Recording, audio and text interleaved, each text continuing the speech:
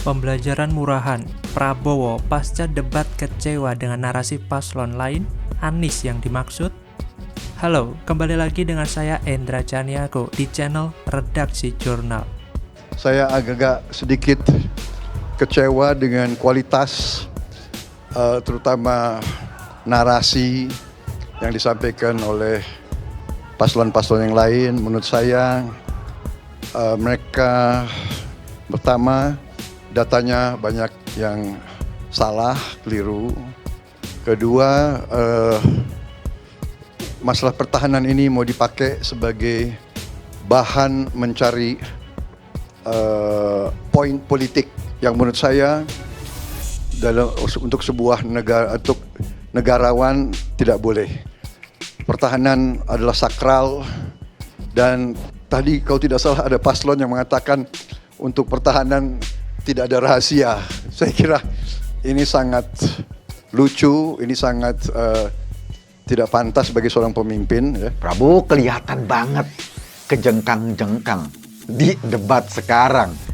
Padahal dia adalah Menteri Pertahanan dan debat kali ini bicara soal pertahanan, bicara soal hubungan luar negeri, sesuatu yang sebetulnya menjadi aktivitas sehari-hari dia. Tapi justru dia yang babak belur. Kenapa babak belur?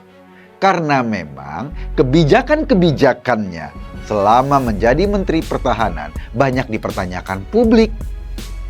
Contoh, kebijakannya membeli pesawat tempur bekas yang dulu itu sudah mau dihibahkan secara gratis ke Indonesia. Tapi pada saat ini Prabowo ingin beli seharga 12 triliun. Calon Presiden atau Capres nomor urut 2 Prabowo Subianto menyampaikan kekecewaannya usai debat ketiga Pilpres 2024. Dirinya merasa kecewa atas narasi yang disampaikan kedua capres lainnya saat debat berlangsung. Prabowo menjelaskan alasan pertama ia kecewa disebabkan data yang disampaikan kedua paslon banyak yang keliru. Selanjutnya, Prabowo memandang narasi yang digunakan capres lain tidak mencerminkan seorang negarawan. Lebih lanjut, dirinya menyebut di balik dua paslon lainnya juga ada partai pengusung yang berada di Komisi 1 DPR. Partai tersebut telah menyetujui anggaran pertahanan dalam Komisi 1 DPR. Siapa paslon yang mengecewakan Prabowo itu?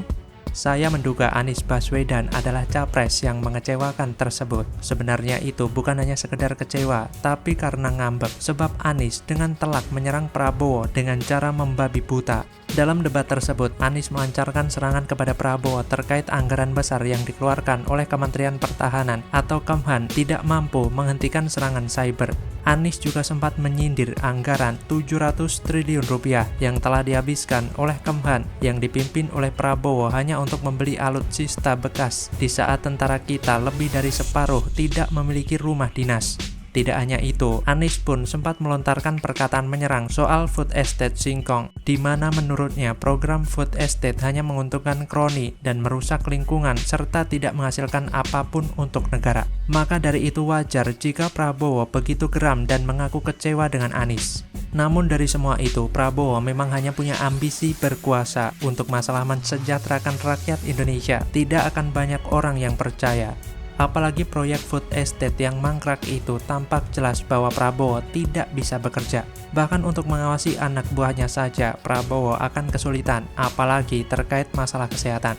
Prabowo seperti hanya mendengarkan para pembisik di sekitarnya, dan ini tentu saja sangat berbahaya jika dia jadi presiden. Maka karena itulah rakyat Indonesia tidak butuh sosok pemimpin seperti Prabowo. Jika Prabowo adalah orang yang paling ikhlas, tentu saja ambisinya itu diredam dan tidak ikut lagi Pilpres, sehingga situasi emosionalnya yang sering kambuh itu bisa terkontrol dengan baik. Jika Prabowo memaksakan kehendaknya itu, maka akan sangat berdampak buruk, bukan cuma kesehatannya, tapi juga buat bangsa Indonesia. Sebenarnya antara Anies dan Prabowo ini sama saja, yang bahkan dengan cara-cara kotor pun mau saja digunakannya untuk bisa berkuasa. Anies berlagak orang yang kritis ke pemerintahan dan katanya mau memperbaiki negara ini, tetapi apa yang terjadi? Anies hanyalah boneka partai dari Nasdem atau SP yang masih sangat ingin menguasai sumber daya alam yang melimpah di negeri ini. maka akan sangat berbahaya jika Anies berkuasa, karena yang akan memegang kekuasaan itu ada di belakang Anies, yaitu konglomerat yang dekat dengan SP dan SP sendiri kan? Ini bukan rahasia lagi, ya kan? Anies punya bohir. Jadi tentu saja sebagai rakyat yang ingin agar negara ini maju, makmur dan berkeadilan sesuai nilai-nilai Pancasila, maka sudah sangat jelas mana sosok pemimpin yang pantas untuk membawa bangsa ini ke depannya. Prabowo dan Anies tidak pantas memimpin bangsa ini. Sesimpel itu, karena rekam jejak keduanya sudah sangat jelas. Meskipun mereka saling serang dan saling baku hantam, sebenarnya mereka sama saja. Sama-sama ingin berkuasa, bukan untuk rakyat, tapi demi nafsu pribadi.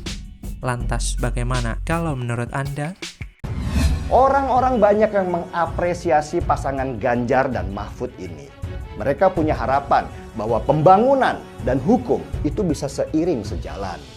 Bahwa striker dan kiper bisa saling bekerja sama.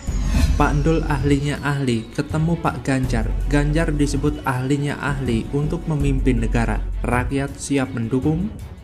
Halo, kembali lagi dengan saya Endra Janiago di channel Redaksi Jurnal. Ini siapa ini? Dari yang ahlinya ahli. Siapa ini? Dari yang ahlinya ahli. Pak Ndul. Pak Ndul itu ya kayaknya second stage-nya lah. First stage-nya. He is the real ahlinya ahli. And he is my president. Manusia ini manusia komplit. Jadi artinya dengan digabungan dengan Ganjar Pranowo ini semakin menyempurnakan sosok Ganjar Pranowo. Apalagi Mahfud MD mempunyai tipikal berani mengemukakan hal-hal yang sensitif. Artinya kehadiran Mahfud MD ini melengkapi dan menyempurnakan Ganjar Pranowo. Mahfud MD datang, Ganjar Pranowo yakin menang.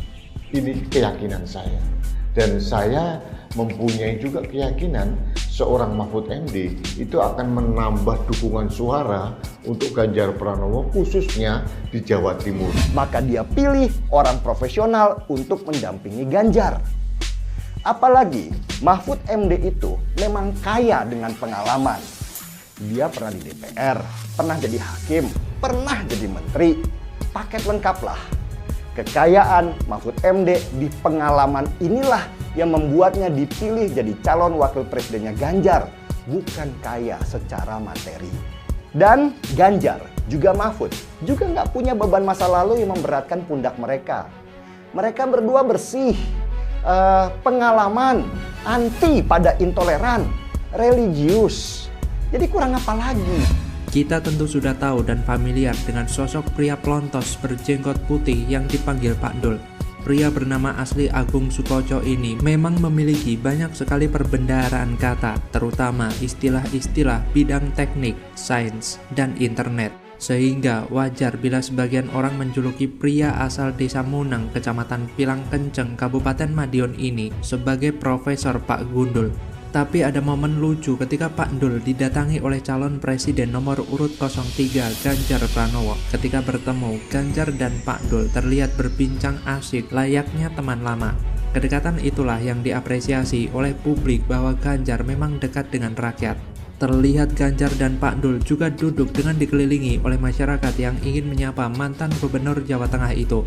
Belakangan, Pak Ndul memang sedang viral karena konten-konten yang dia buat membahas tentang politik, yang mana terus mengkampanyekan Ganjar Pranowo. Pak Ndul memang sudah menyatakan dukungan ke Ganjar. Menurutnya, hanya Ganjar yang dekat dengan rakyat, dari rakyat dan untuk rakyat. Bahkan di salah satu kontennya, Pak Ndul sempat menghebohkan jagat maya karena ia menyatakan mencabut dukungan untuk capres Ganjar Pranowo. Pemilik julukan ahlinya ahli beralasan pencabutan dukungan untuk Ganjar Pranowo karena mengurus negara sangat berat. Mencabut dukungan dari Ganjar di sini bukanlah beralih dukungan mendukung ke capres lain, tapi Pak Ndul justru mengalihkan dukungan ke pasangan Ganjar Mahfud, yaitu pasangan capres-cawapres nomor 3. Benar apa kata Pak Ndul, Ganjar memang tidak akan mampu mengurus negara sendirian, maka dari itu harus didampingi oleh seorang wakil, yaitu Mahfud MD.